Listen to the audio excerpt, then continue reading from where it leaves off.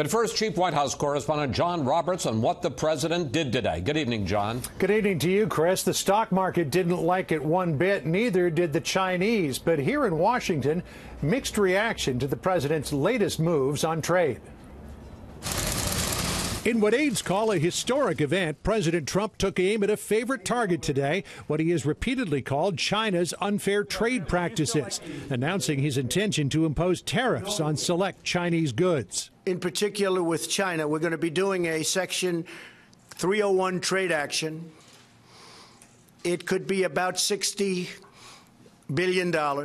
White House officials say the tariffs are protective, not punitive, that the president is not out to punish China. He simply wants to recover damages from years of inequity in trade policy.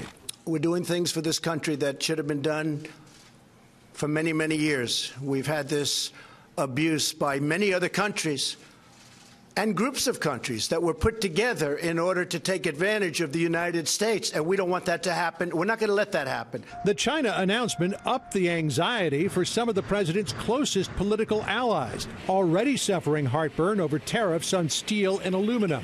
Well, I'm concerned about it. I'm not a great fan of tariffs, as everybody knows, but we'll see what the president thinks is the right thing to do, and we'll go from there. But I'm very concerned about some of these tariff ideas. The National Association of Manufacturers urged the president to proceed with caution in a statement this morning, saying tariffs are one proposed response, but they are likely to create new challenges in the form of significant added costs for manufacturers and American consumers.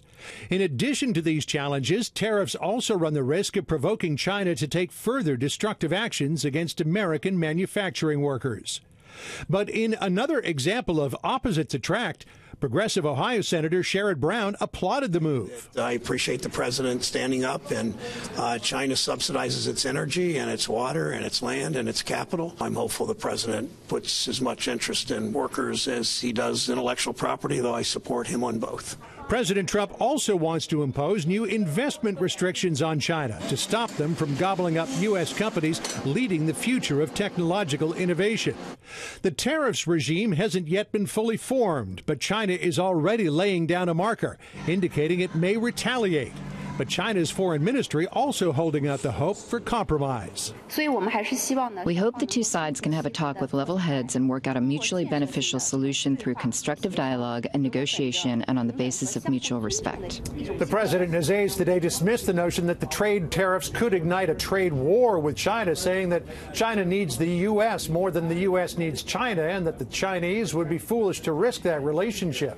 But late this afternoon, Chinese officials saying they are neither afraid of nor will recoil from a trade war. Chris? John Roberts reporting from the White House. John, thanks for that.